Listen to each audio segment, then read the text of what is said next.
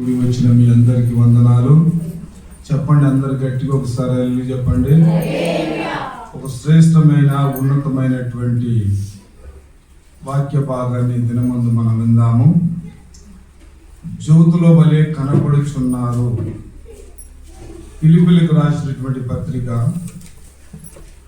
2వ అధ్యాయము 16వ వచనాన్ని చదువుదాం. అట్టి జనముల మధ్య మీరు జీవవాక్యమును చేతపట్టుకుని లోకమందు జ్యోతుల వలె కనబడుచున్నారు. చిన్న ప్రార్థన చేసుకుందాం. సర్వశక్తి కలిగిన దేవా, మహిమగల మా తండ్రి, బలహీనుడు నాయన, ఒకసారి బలపరచండి. మాటలు ధారాళముగా రాకుండా అడ్డుపడుతున్నటువంటి బలహీనతను తొలగించి ప్రభువా, కూడి వచ్చిన నీ బిడ్డలతో మీరు మాట్లాడండి. ప్రభువా, మా మాటలు ఎవరు వినరయ్యా. ఇదిగో నీ మాటలు వినడానికి వచ్చిన బిడ్డలందరి హృదయాలతో మీరు మాట్లాడి మీ నామములకు మహిమ తెచ్చుకోమని యేసయ్య నామములు అడిగి వేడుకొంచున్నాము తండ్రి. అపోస్తలుడైనటువంటి పౌలు ఫిలిప్పీ సంఘానితో చెప్తున్నటువంటి మాట ఏమిటంటే, అట్టి జనముల మధ్యలో మీరు జీవవాక్యమును చేతపట్టుకుని లోకమందు జ్యోతుల వలె కనబడుచున్నారని చెప్పి ఆయన జ్ఞాపకం చేస్తున్నాడు. చాలా చక్కని మాట. ఎలా కనబడుతుందంటే సంఘము జ్యోతుల వలె ప్రకాశిస్తూ కనబడుతూ ఉన్నారు. ఆకాశంలో సూర్యగోళం ఉంది, చంద్రగోళం ఉంది. వీటిని కూడా ఏమన్నాడంటే జ్యోతులు అని చెప్పి దేవుని యొక్క లేఖనంలో రాయబడింది. జ్యోతిర్మయుడగు తండ్రి వలననే ఇవి నిర్మించబడ్డాయి. ఈ దైవజనుని యొక్క ఉద్దేశము, ఆయనలో ఉండేటటువంటి ఆనందము అవధులు లేనటువంటి స్థితిలో కనబడుతున్నాయి. ఆయన గమనించి సంఘాన్ని సూచినప్పుడు వారి లోకానికి జ్యోతుల వలె కనబడుతున్నారు. నిజముగా సంఘము ఎలా ఉండాలి అంటే లోకానికి జ్యోతుల వలె ఉండాలి. ప్రతి సంవత్సరము లైట్లు వేసుకుంటాము, ప్రతి సంవత్సరము ఏదో కార్యక్రమాలు చేసుకుంటాము, కానీ దీనివల్ల మనం నిజమైన జ్యోతులము కాము. దీనివల్ల దేవుడు సంతోషించడు, దీనివల్ల దేవుడు ఆనందించడు. నిజమైనటువంటి జ్యోతుల వలె మనం ఉండాలని చెప్పి దైవజనుడు కోరుకుంటున్నాడు. యోహాను సువార్త 1వ అధ్యాయము మొదటి 4 వచనాలు 4-5 వచనాలు మనం చదివినట్లయితే, ఆదియందు వాక్యం ఉండెను, వాక్యము దేవుని వద్ద ఉండెను, దేవుడే ఉండెను, సమస్తము ఆయన మూలం కలిగెను, ఆయనలో జీవము ఉండెను, ఆ జీవము మనుషులకు వెలుగై ఉండెను. జ్యోతిర్మయుడగు తండ్రి దేవుడి వలన మనమందరూ కూడా ఏం చేయబడ్డామంటే వెలిగించబడి ఉన్నాం. యేసు రక్తములో కడగబడిన ప్రతి ఒక్క జ్యోతి అది ప్రకాశిస్తూ అనేకులకు వెలుగులు కనబర్చే జ్యోతిగా ఉన్నప్పుడు దేవాది దేవుడు సంతోషిస్తాడు. ఆయనతో పాటు దేవదూతలు కూడా సంతోషిస్తాయి. నిజంగా జ్యోతుల వలె కనబడుతున్నామని మనం అనుకుంటున్నామే, కానీ మనకు తెలియకుండా చీకటి అనేటటువంటిది మనల్ని ఆవరించిందని చెప్పి మనం తెలుసుకోలేని స్థితిలో ఉన్నాం. ఎజికేలు గ్రంథము 32వ అధ్యాయము 8వ వాక్యాన్ని చదివితే,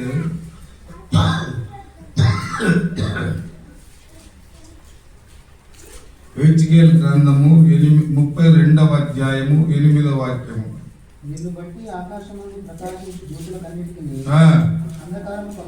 అంధకారము కమ్మజేసెను. లోకము ఇప్పుడు ఏమై ఉన్నదంటే చీకటిమయమై ఉన్నది. లోకములో నువ్వు ఎలా ఉండాలట? జ్యోతుల వలె కనబడుతూ ఉండాలంటే ప్రకాశిస్తూ ఉండాలా. నీ ప్రవర్తన, నీ చూపు, నీ మాటలు, నీ గుణగణాలు, నీ నడక సమస్తము కూడా ఒక జ్యోతి ఏ విధంగానైతే వెలుగును కనబరుస్తున్నదో ఆ రీతిగా నువ్వు ఉండే వీధిలో కావచ్చు, నువ్వు ఇంట్లో కావచ్చు, సమాజంలో కావచ్చు, సంఘములో కావచ్చు, నువ్వు ఎలా ఉండాలంటే ఒక జ్యోతి వలె కనబడుతూ ఉండాలి. ఒక జ్యోతి వల్ల ఎప్పుడైతే నువ్వు కనబడుతూ ఉంటావో అది దేవునికి నిజమైనటువంటి ఆనందాన్ని కలగజేస్తుంది. చాలా జాగ్రత్తగా మనం గమనిస్తే ఈ రోజున మనల్ని మనం పరిశీలన చేసుకున్నట్టయితే జ్యోతుల వారే కనబడుతున్నారు, కానీ అంధకారము వారిని అలుముకొని ఉన్నది. అంధకారము చీకటి వారిని కమ్మివేసి ఉన్నది. నామకార్థమైనటువంటి జీవితము ఎంతకాలం మనం జీవిస్తాం? మీరు గమనించండి, ఆలోచించండి. భక్తిలో శక్తి అనేటటువంటిది ఆశ్రయించకుండా నువ్వు ఎంతకాలము భక్తి చేసినా దేవుని రాజ్యానికి వెళ్ళవు. ఆ అవకాశాలే లేవు. భక్తి చేస్తున్నప్పుడు ఆ భక్తిలో ఏం కనుగొనాలి? ఆ శక్తిని మనం అనుసరించకపోతే జ్యోతుల వలె కనబడుతున్నాము, కానీ ఏ జ్యోతుల కంటే ప్రకాశం లేనటువంటి జ్యోతులు. వెలుగు లేదు, చీకటిమయముగా ఉంది. అందుకే సమాధానం లేదు, సంతోషము లేదు, ఐక్యత లేదు, ఆనందము లేదు. సమస్తమును కూడా విభిన్నకరమైనటువంటి స్థితిలో కనబడటానికి గల కారణం ఏమిటంటే దైవజనుడు సంఘాన్ని చూసినప్పుడు ఆకాశంలో మీరు జ్యోతులను పోలిన వారై ఉన్నారని సంతోషించాడు. మనం ఈ లోకములో జ్యోతుల వలె కనబడాలంటే 2 కార్యాలు చేయాలి, 2 పనులు చేయాలి. ఏమిటి ఆ 2 పనులు? చూద్దామా? దానియేలు గ్రంథము 12వ అధ్యాయము 3వ వచనము. బుద్ధిమంతులైతే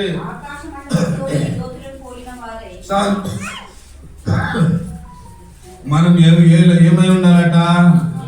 బుద్ధిమంతులై ఉండాల. నిజంగా మనము బుద్ధిమంతులుగా ఉన్నామా? ఎవరితో తగాద పెట్టుకోకుండా, మన నోట బూతులు రాకుండా, మనం మాట్లాడిన ప్రతి మాట కూడా మన నోటి నుండి సత్క్రియలు కలిగిన మాటలే వస్తున్నాయా? స్వరశక్తులైనను బూతులైనను మీ నోట రానియొద్దని ప్రభు చెప్పాడు. అయినను జ్యోతుల వలె కనబడుతున్నట్లు కనబడుతూనే ఉన్నాము, కానీ ఇవి మాత్రము మానల. బూతులు మాటలు మాట్లాడేది మానలేదు. స్వరశక్తులు మన జీవితంలో మానలేదు. మనం ఏమనుకుంటున్నామంటే నేను ప్రార్థన చేస్తున్నాను, నేను పాటలు పాడుతున్నాను, నేను కానుకలు ఇస్తున్నాను. నువ్వు ఎన్ని నీ జీవితంలో నువ్వు చేసినా ఒక్కటి మాత్రం నువ్వు గుర్తుపెట్టుకోవాలి. నీ జీవితంలో నువ్వు బుద్ధి కలిగి జీవించకపోతే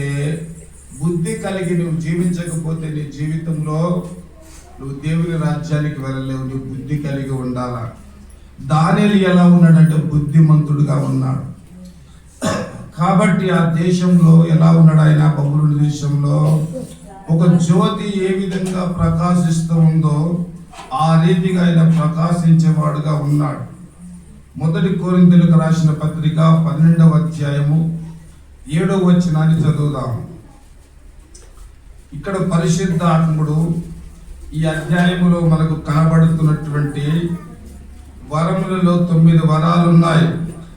అందులో 9వ వరంలో మనం గమనిస్తే జీవవాక్యము, బుద్ధి వాక్యం అని ఉంటుంది. ఏముంటుందమ్మా? జీవవాక్యము. ఏ వాక్యం అంటది? బుద్ధి వాక్యము. ఈ బుద్ధి వాక్యము, బుద్ధి కలిగినటువంటి జీవితము దానిలో ఉన్నాడు. కాబట్టి దానిలో ఒక జ్యోతి వలె ప్రకాశిస్తూ వచ్చాడు. ఐగుప్తు దేశంలో యోసేపు ఎలా ప్రకాశిస్తూ వచ్చాడో ఒక జ్యోతి వలె ప్రకాశిస్తూ వచ్చాడు. నా జీవితంలో నటన జీవితము చాలా ప్రమాదకరమైనటువంటిది. నటన జీవితాన్ని విడిచిపెట్టుకోవాలి. ప్రజల ముందు ఒక నటన, ప్రజలు లేనటువంటి సమయాలలో ఒక నటన. అలాంటి నటన వేషధారణ కలిగిన జీవితము మనము జీవిస్తే దేవుని రాజ్యాన్ని మర్చిపోవాలా. మన కొరకు మండుచున్న అగ్ని గంధకములతో కూడినటువంటి అగ్ని సిద్ధపరచబడి ఉంది. నా ప్రియమైనటువంటి ప్రియ దేవుని సంగమా, నువ్వు బుద్ధిమంతుల వలె జీవించు. బుద్ధిమంతురాలు వలె లోకము బ్రతికిన కొన్ని నాలు బ్రతికిన, కొంత సమయము బ్రతికిన, అయ్యో బుద్ధిమంతుడు నాయన, బుద్ధిమంతురాలు అనేటటువంటి ఒక ఉన్నతమైనటువంటి నామాన్ని నువ్వు కలిగిన దేవుని బిడ్డగా బ్రతుకు. రెండో విషయాన్ని మనం జ్ఞాపకం చేసుకుందాం. ఫిలిప్పీయులకు రాసిన పత్రిక 2వ అధ్యాయము 16వ వచనము.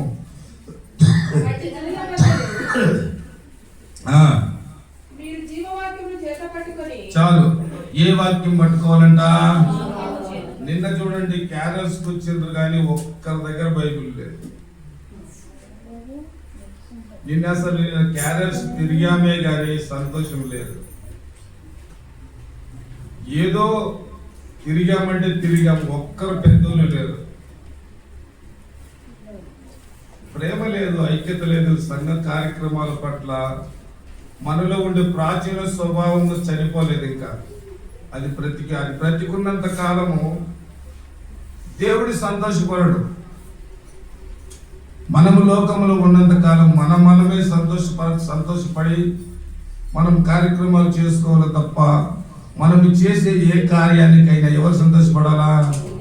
దేవుడు సంతోషపడ్డాడు. దేవుడు ఎందుకు సంతోషపడతాడు? ఆయన సంతోషపడటానికి నువ్వు అవకాశము ఇవ్వడం లేదు. చూద్దాం ఒక మాట. ఎఫెసీయులకు రాసిన పత్రిక 6వ అధ్యాయము 13వ వచనము నుండి 17వ వచనాల వరకు చదువుకుందాం.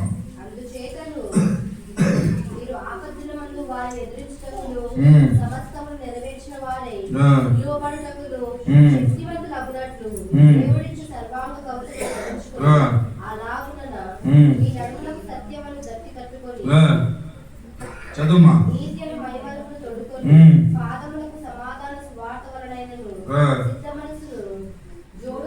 తొడుక్కొని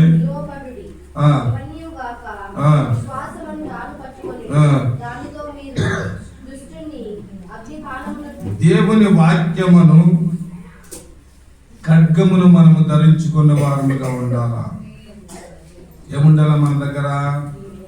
నువ్వు ఇంట్లో నుండి బయటికి ఏ ప్రాంతానికి వెళ్ళినా, బంధువుల దగ్గరికి వెళ్ళినా, స్నేహితుల దగ్గరికి వెళ్ళినా, ఏ ప్రాంతానికి వెళ్ళినా నీ చేతిలో ఏముండాలంటే ఆత్మ ఖడ్గము, పరిశుద్ధ గ్రంథం ఉండాలి. ఎంతమంది ఈ రోజున మనం తీసుకొని పోతున్నాము? దేవుని వాక్యం ఏం చెప్తుంది? ఈ ఆత్మ ఖడ్గాన్ని మనం ఏం చేయాలంటే దాన్ని ధరించుకోవాలా. అప్పుడు నువ్వేం చేస్తావు? దేవునికి నిజమైనటువంటి సాక్షిగా నువ్వు బ్రతుకుతావు. ఒక చక్కటి మాట నిర్గమకాండము 14వ అధ్యాయము 20వ వాక్యాన్ని చదువుదాం.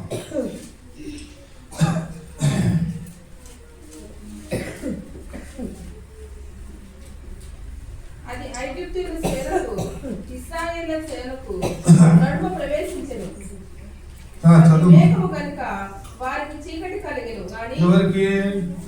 మేఘస్తంభం ఎప్పుడైతే మధ్యలో నిలబడ్డదో అటు ఐగుప్తులకు అందరికి చీకటిగా ఉంది, దేవుని బిడ్డలకు మాత్రము వెలుగుగా ఉంది.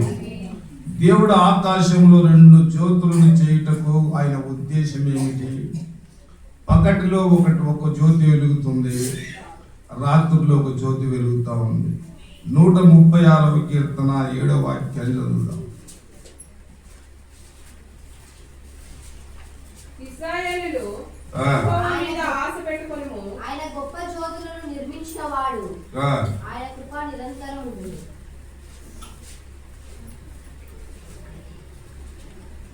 ఆయన గొప్ప జ్యోతులను నిర్మించిన వాడు. దేవునికి స్తోత్రం చెప్పండి. మిమ్ములను కూడా ఆయన ఏం చేశాడంటే రక్షించుకున్నాడు. నిన్ను నన్ను ఎందుకు ఆయన రక్షించుకున్నాడు? మనం ఈ లోకంలో ఎలా కనబడాలని? జ్యోతుల వలె కనబడాలని ఆయన రక్షించుకున్నాడు. కాబట్టి మన విశ్వాస జీవితంలో పాతవి గతించని ఇవిగో కొత్త వాయుము అని చెప్పినట్లుగా ప్రతి సంవత్సరము కూడా మనం ఏమి చేయాలంటే పాత స్వభావాన్ని పాతిపెట్టి నవీన స్వభావాన్ని మనము ధరించుకోవాలి. రెండో విషయాన్ని జ్ఞాపకం చేసుకో. మీరు ఆకాశములో జ్యోతులను పోలిన వారై ఉండాలని ఆయన ఎందుకు కోరుకుంటున్నారు? ఎవరు ఆ విధంగా అవుతారు అని చూస్తే ఆదికాండము 1వ అధ్యాయం 14-15 వచనాలు చదువుదాం.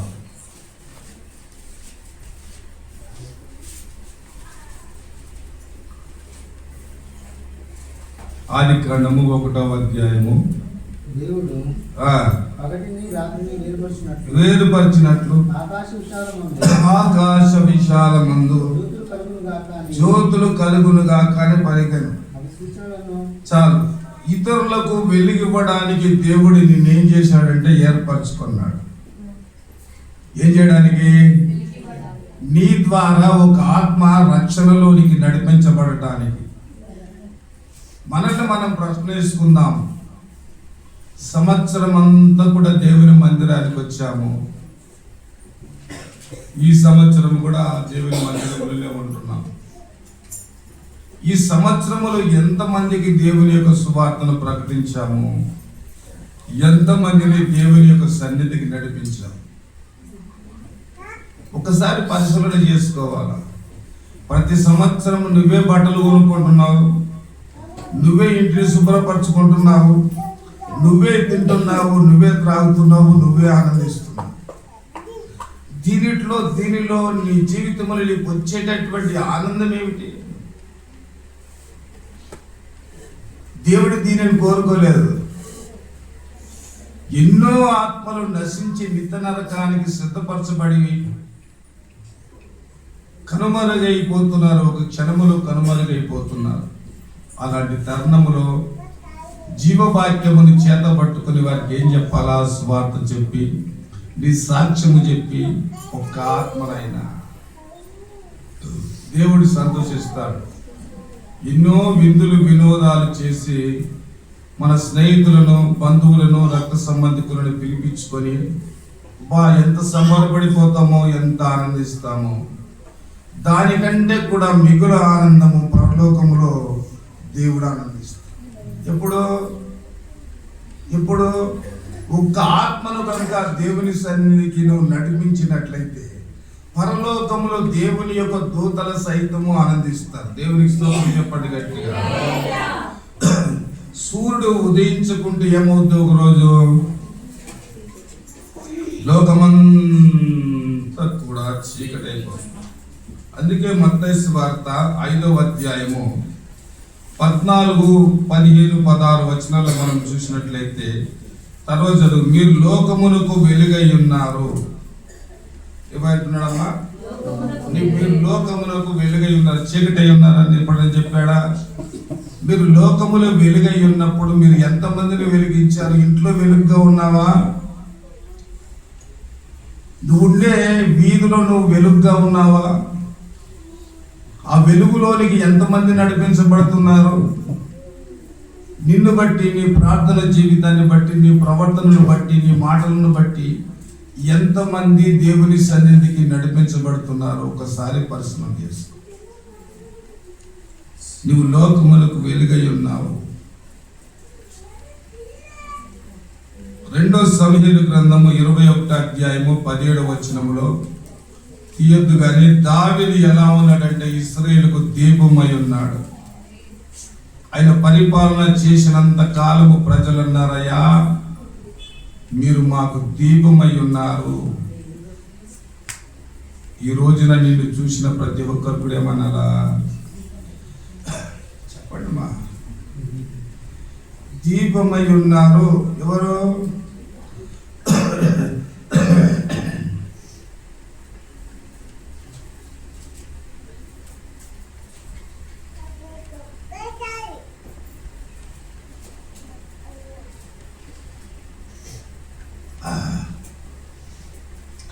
యోబు గ్రంథం చూడండి 29వ అధ్యాయం 24వ వాక్యం. ప్రజల కంట యోబు ముఖము ఒక్క రోజు చూడకపోతే వాళ్ళు ఆ ప్రకాశమైనటువంటి ముఖాన్ని చూడక, నా ముఖము ప్రకాశము లేకుండా వారు ఏమియో చేయకపోయేది. నా ముఖము ఒక్కసారి ప్రజలు చూడకపోతే అది ఏం చేశాడు యోబు? పోనీ యోబు అరుణోదయము లేచి బలిపీఠాన్ని కట్టి ఆయన బలి అర్పించడానికి గల కారణం ఏమిటి? ఆయన బిడ్డలేమన్నా పాపం చేశారా? దేవునికి వ్యతిరేకంగా ప్రవర్తించారా? ఆయన ఏం చేశాడు? అరుణోదయములు లేచి తన బిడ్డల కొరకు ప్రార్థన చేస్తూ ఉన్నాడు. ఏమని ప్రార్థన చేస్తూ ఉన్నాడు మీరు చెప్పండి? అయ్యా, నీ దృష్టికి నా బిడ్డలు పాపం చేశారేమయ్యా, దయతో క్షమించమని చెప్పి ప్రాధేయపడుతూ ఉన్నాడు. ఈ రోజున ఎంతమంది తల్లిదండ్రులు అరైతుగా దేవుని సన్నిధిలో ప్రార్థన చేస్తున్నారు? వాళ్ళు పాపము చేయకపోయినా పాపపు లోకములో పయనిస్తూ ఉన్నారు. చూపులేమిటో, వారి తలంపులేమిటో, వారి నడకలేమిటో, వారి ఆలోచన ఏమిటో ఎవ్వరు గుర్తెరగలేరు. అలాంటి సమయంలో దేవుని బిడ్డలమైనటువంటి మనము దేవునికి ఏమో వలె మనం ఏం చేయాలంట? ప్రార్థించాలి. దేవునికి స్తోత్రం చెప్పండి. ఇతరులకు మనం ఏమైనాము? లోకంలో వెలుగు ప్రకాశించడానికే దేవుడు మనల్ని ఏర్పరచుకున్నాడు. రెండో విషయాన్ని చూద్దాం. దానియేలు గ్రంథము 12వ అధ్యాయము 3వ వచనం. సామెల్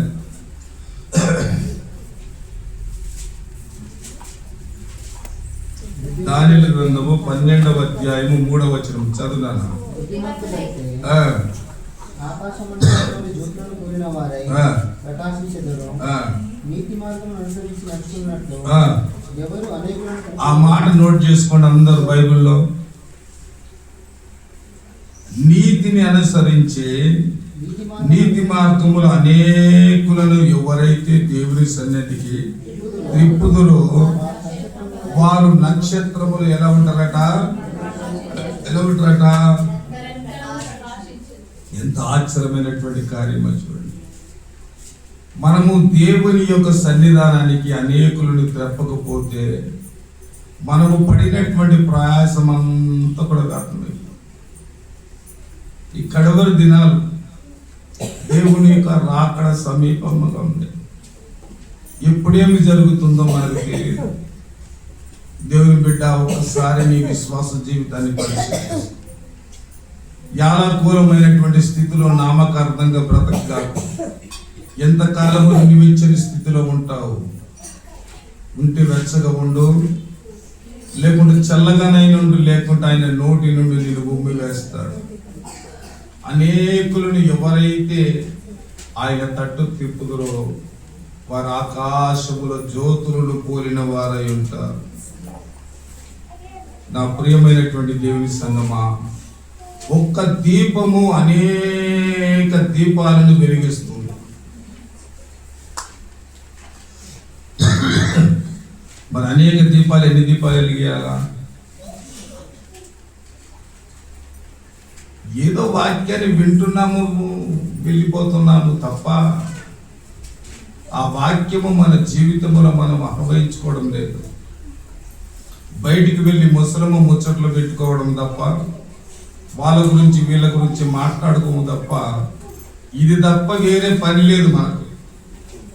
వాళ్ళు ఎట్లా అన్నారు, వీళ్ళు ఇట్లా అన్నారు, సేవకుడు ఇట్లా అన్నారు, విశ్వాసులు ఇట్లా అన్నారు, ఈ మాటలు తప్ప దేవుడు ఈ రోజున ఈ వాక్యము ద్వారా నాతో మాట్లాడాడు అని ఏ రోజైనా వాక్యముల గురించి మీరు మాట్లాడుకున్నారా?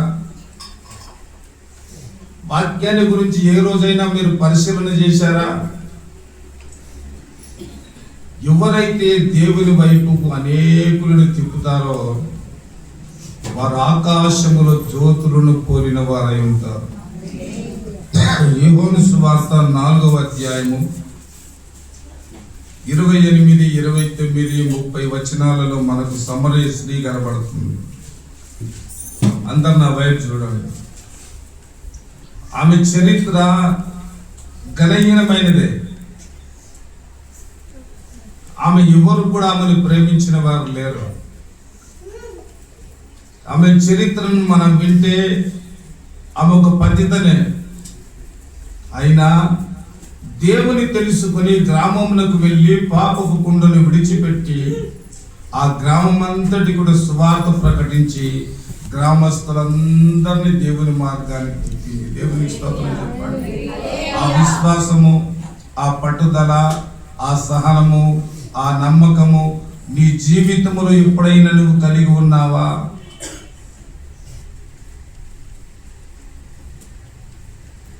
ఈ శ్రేష్టమైన మధ్యాహ్నకాల సమయంలో ప్రభు మాట్లాడుతున్న ప్రతి మాటను ఒక్కొక్క మాటగా నేను నువ్వు జ్ఞాపకం చేసి, ఆమె పతితనే నా జీవితం ఇలా ఉందని చెప్పి ఎప్పుడు కూడా ఆమె ఆలోచించలేదు.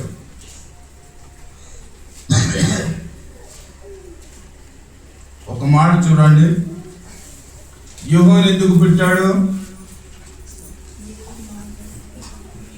దేవుని మార్గాన్ని సరళము పరచడానికి. కానీ ఆయన ఏమై ఉన్నాడు యెహోవాను అంటే, యోహాను సువార్త 5వ అధ్యాయము 35వ వాక్యాన్ని చదువుదాం. గట్టిగా అల్లుడు చెప్పండి. ఎందుకు వచ్చాడు ఆయన? యేసయ్య మార్గమును సరళపరచడానికి వచ్చాడు. అంతేకాదు, కానీ ఆయన మండుచు ఎప్పుడు కూడా ప్రకాశిస్తున్నాడు. కాబట్టి శాస్త్రాలను పరిశీలన చూసి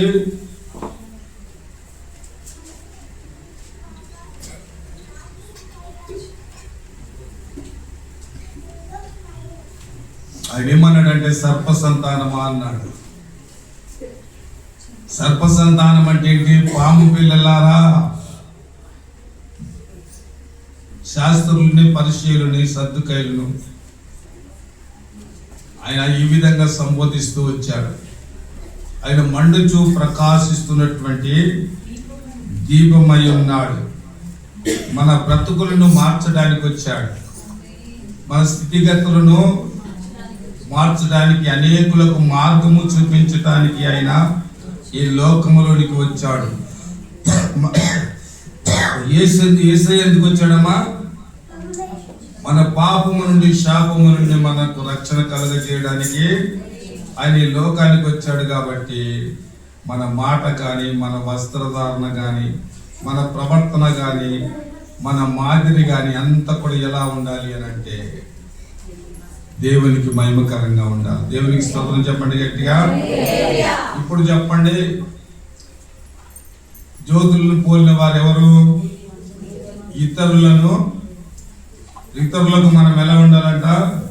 వెలుగునిచ్చడానికి ఏర్పరచుకున్నాడు. రెండోది, అనేకులను నీతి మార్గంలో ఎవరు నడిపిస్తారో వారు ఆకాశములో బుద్ధివంతుల వలె, జ్యోతుల వలె ప్రకాశిస్తారు. మూడో విషయాన్ని జ్ఞాపకం చేసుకుందాం. ఆదికాండము 1వ అధ్యాయము 14వ వాక్యం.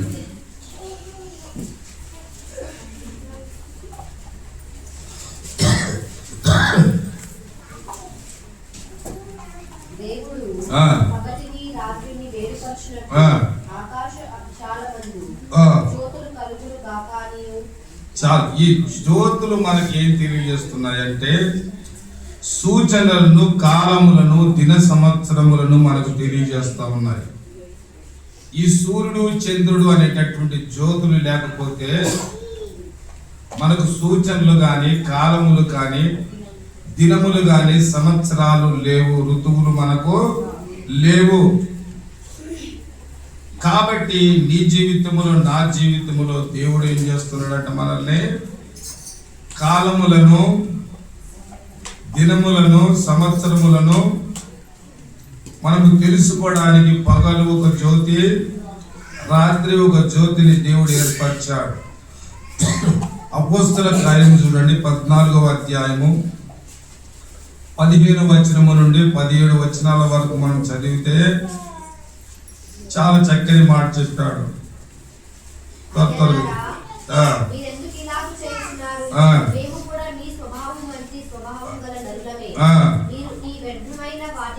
ఈ వ్యర్థమైన వాటిని విడిచిపెట్టి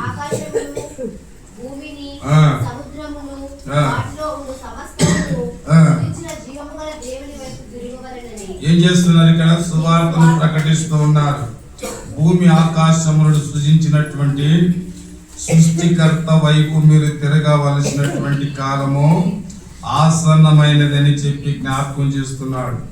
మత్తయి సువార్త 16వ అధ్యాయము 2వ వాక్యంలో చూస్తే అక్కడ కూడా కాలములను, సూచనలను మనం ఎరగని వారముగా ఉన్నాం.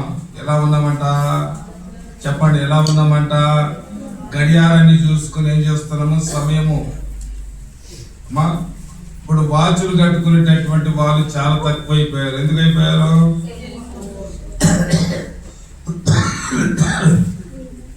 ఇప్పుడు సెల్ ఫోన్లు వచ్చాయి కాబట్టి సెల్ ఫోన్లలో చూసుకుంటున్నారు కాబట్టి వాచులు తక్కువైనాయి. అంతకు ముందు ప్రతి ఒక్కరి చేతికి ఏమంటుండే? వాచులు ఉంటుండే. యేసు ఎందుకు వచ్చాడు ఇప్పుడు చెప్పండి? సూచనలు మీకు తెలియజేయడానికి వచ్చాడు. ఎందుకు వచ్చాడు చెప్పండి? ఆయన రాకడ సూచనలు కూడా అనేకము మనకు తెలియచేయడానికి ఆయన ఈ లోకానికి వచ్చాడు. దేవునికి స్తోత్రము కలుగును గాక. మత్తయి సువార్త 24వ అధ్యాయం 3వ వచనం చదువుదాం.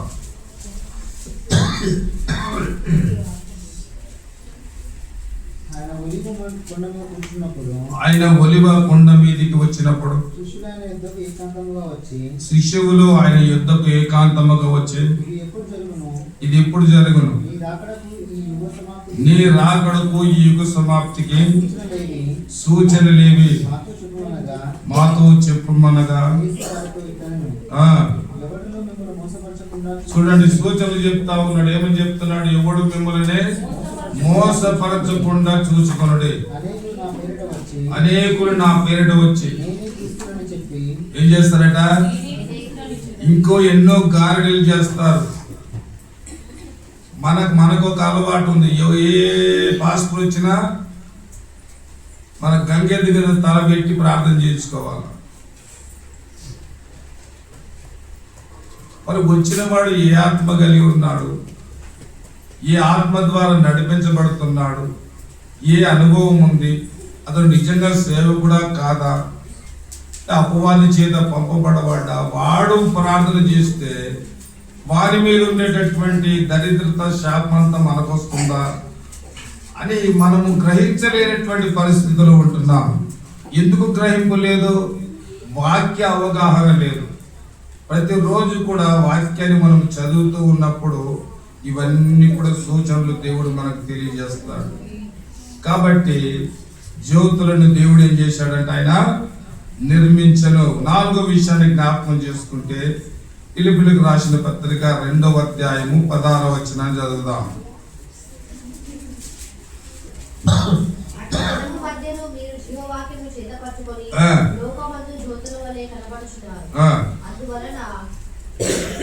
చదువు. అది సేవకుని యొక్క ప్రయాస వ్యర్థము చేయకూడదు.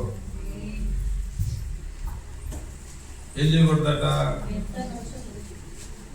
సేవకుడు పడుతున్నటువంటి ప్రయాసాన్ని వ్యర్థము చేయకూడదు. 2 కొరింథీయులకు రాసిన పత్రిక 12వ అధ్యాయము 5వ వాక్యాన్ని చదువుదాం.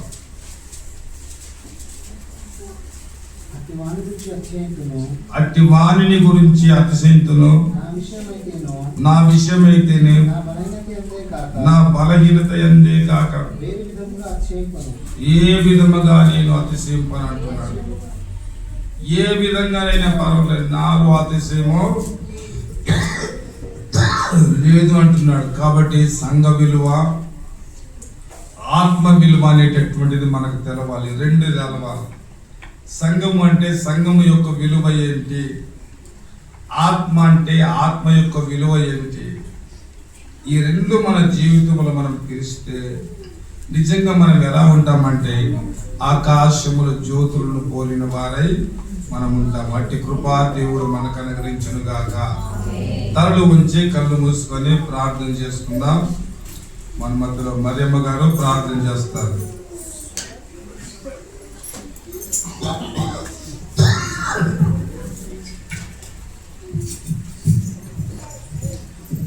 స్తోత్రం స్తోత్రం పరిశుద్ధుడా మహోన్నతుడా మంచి కాపాడి స్తోత్రం స్తోత్రం ఇందులో కాచి కాపాడి భద్రపరిచిన స్తోత్రం స్తోత్రం ప్రతి నెలంతనైనా వాడమంతనైనా కృపల కాచి కాపాడినైనా నీ దగ్గరికి భద్రపరుచుకున్నందుకే నీ వందనాలు స్తోత్రం నైనా. నీ మందిరానికి నడిపించినందుకే నీ వందనాలు స్తోత్రం స్తోత్రం నైనా. ఒక్క దినం కనుక 1000 దినముల కంటే శ్రేష్టమని చెప్పిన దేవా నీకే స్తోత్రమైన ఈ సంవత్సరం అంతా ఎన్ని దినాలు తప్పిపోయిన మా తండ్రి దయతో మమ్మల్ని క్షమించిన నీ సన్నిధానం మమ్మల్ని ఒకసారి జ్ఞాపకం చేశాయా నీకే స్తోత్రమైన బాధలు వేదనలు రోదనలు వచ్చినప్పటికీ నాయన నీ బిడ్డలనైనా నీ సొత్తులనైనా మమ్మల్ని నాయన నీ కృపలో కాచి కాపాడినైనా నీ మధ్యలో నిలబెడుతున్నందుకే నీ వందనాలు స్తోత్రమైన గడిచిన కాలం అంతా నీ కృపలో భద్రపరుచుకున్నావయ్యా సంఘానైతే మీ సేవకునైతే తండ్రి నీ సన్నిధానం నిలబెడుతున్నందుకే నీ వందనాలు స్తోత్రమైనా నీ దాసునికి మంచి ఆరోగ్యం అయ్యా నీకే స్తోత్రమైనా నువ్వు బలపరచు దేవా నీకే స్తోత్రములైనా నీ ఆత్మతో నింపని దేవా నీకే స్తోత్రమైనా నీ సన్నిధానంలో ప్రార్థిస్తున్నాగా తండ్రి నీ కృపతో నింపండి నైనా నీ వరాలతో నింపండి దేవా నీకే స్తోత్రమైనా ప్రతి బలిత నుండి విడిపించండి దేవా నీకే స్తోత్రమైనా మమ్మల్ని బలపరిచే దేవా నీకే స్తోత్రములైనా మమ్మల్ని పీడించిన ప్రతి దురాత్మ నేస్తున్నాము లయం చేయ్యా నీకే స్తోత్రమైనా వచ్చిన అందరినీ కాపాడండి దీవించండి నైనా నీ వాక్యంతో మమ్మల్ని బలపరిచే దేవా నీకే స్తోత్రములైనా ప్రతి కుటుంబంలో నీ సన్నిధి నీ సావాసం ఉంచయ్యా నీ పరిశుద్ధాత్మతో నింపండి అయ్యా నీకే స్తోత్రమైనా సమాధానం దయచేయండి నైనా నీకే స్తోత్రమైనా మంచి ఆరోగ్యాలు అయ్యా నీకే స్తోత్రమైనా ప్రతి ఒక్క కుటుంబాన్ని దీవించి ఆశీర్వదించండి నైనా నీకే స్తోత్రమైనా పిల్లలనేమి పెద్దలనేమి ఎవరొస్తున్నాయి తండ్రి నీ సన్నిధానికి నడిపించండి అయ్యా నీకే స్తోత్రమైనా అయ్యా ప్రతి సంవత్సరం నీ యొక్క సన్నిధానంలోనైనా మేము ప్రార్థిస్తున్నానైనా నీ కృపతో నింపండి నీ దీవెనతో నింపండి అయ్యా నీకే స్తోత్రమైనా ఈ ప్రాంతాన్ని దీవించి ఆశీర్వదించండి నైనా ప్రతి గలిబిడిని వేస్తున్నాములో లయం చేయండి అయ్యా నీకే స్తోత్రమైనా మంచి ఆరోగ్యాలు ఇచ్చి నడిపిస్తున్నందుకే నీకే స్తోత్రమైనా నీ సాక్షులుగా నిలబెట్టండి మీ విశ్వాసులుగా నిలబెట్టండి అయ్యా నీకే స్తోత్రమైనా మమ్మల్ని ఇంతవరకు కాచి కాపాడేందుకు లెక్కలేని స్తోత్రమైనా అయ్యా నీ వందనాలు స్తోత్రమైనా ముందున్న సమయాలను మీరే ఉండండి నైనా మళ్ళీ మేమందరం తిరిగి నీ సన్నిధికి వచ్చేంత వరకు అయ్యా నీ కృపలో కాచి కాపాడి నీ రెక్కల కింద భద్రపరచుకోమని యేసయ్యకి పరిశుద్ధ నామములో ప్రార్థించి వేడుకుంటున్నాను తండ్రి. దయచేసి అందరం లేచి నిలబడి